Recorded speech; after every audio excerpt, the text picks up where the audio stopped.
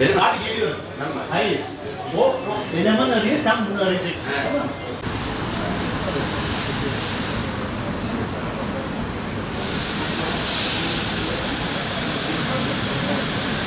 İmam Hatiplerde başarımız geçen seneye göre %100'ün üzerinde bir artış gösterdi. Gerek yüzdelik dilimdeki artışlar, gerekse Türkiye çapında çıkardığımız birinciler, ki bu sene 63 tane birincimiz var. Önder Genel Merkezimizde de bu 63 birincimizi dün ağırladık.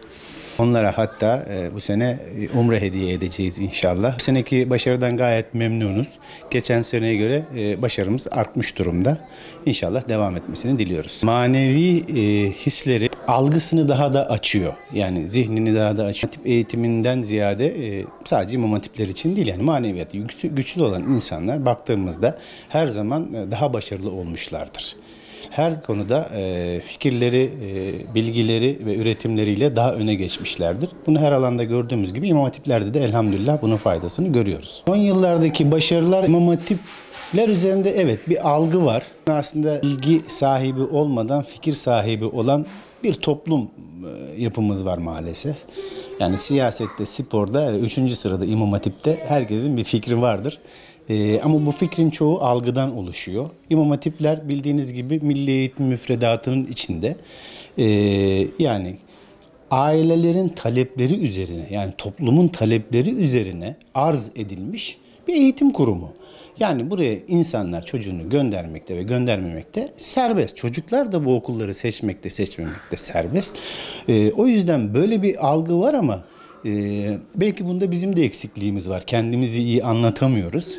Ancak imam hatipler yani dünyayı okuyan, dünyayı ya iyi insan olarak, bütün dünyayı kastediyorum, iyi insan olarak hizmet vermeye çalışan, maneviyatı, özellikle İslami hassasiyetleri önde bir nesildir yani. İmam hatiplerini diğer okullarından ayıran en önemli sebep dini eğitimin biraz daha üst düzeyde bu okullarda, manevi eğitimin, ahlak eğitiminin daha üst düzeyde vermesi ki bunun semerelerini de bizim mezunlarımızdan görüyoruz. Gerçekten bizim mezunlarımız bu eğitimi aldıktan sonra ailesine, milletine, tüm dünyaya iyi bir, hayırlı bir insan olmak için gayret etmektedir. Bu sene LGS'de bu maalesef LGS'den önce bu sene hatta 15 Temmuz'u da denk getirdiler malum olduğu üzere.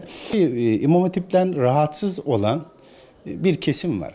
Bunun sebebi Cumhurbaşkanımız İmam Hatip mezunu. Yani buna karşı bir algısı olan bir kesim var maalesef. Bunu hazmedemeyen bir kesim var. Buradan başlayarak maalesef bu seneki bu olayı yaşatan arkadaşımız da İmam Hatip menşelidir. Hatta 8 sene Cumhurbaşkanımızın yanında onun doktorluğunu ve danışmanlığını, kalemliğini yapmış bir arkadaşımızdır. Ama hayat serencamına baktığımız zaman bunun bu senekinin, geçen seneki de dahil olmak üzere yapılanın planlı ve programlı bir faaliyet olduğunu düşünmememiz mümkün değil yani. İmam hatipler üzerinde demin de bahsettiğimiz bir karalama kampanyası, bir algı kampanyası var. Yani insanların maneviyatının, ahlakının, yani insana saygısının üstün olmasının bunlara ne zararı var diye sorduğunuzda mutlaka verecek bir cevapları vardır ama bence bunun kökünü dışarıda aramak lazım.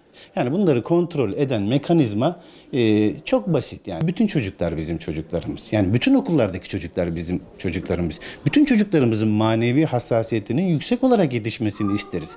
Bu olunca ne oluyor? Yani topluma, Müslümanlığa, ümmete faydalı insanlar olarak yetişmesini istiyoruz.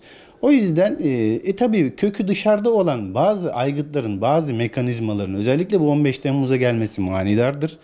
Okulumuzun malum yapıdan İmam Hatip'e çevrildiği çok manidardır. Bu algı operasyonunun bilerek ve profesyonelce içimize sokulmaya çalıştığını düşünüyorum açıkçası. Ama biz saf insanlar değiliz. Biz de her şeyi görüyoruz elhamdülillah.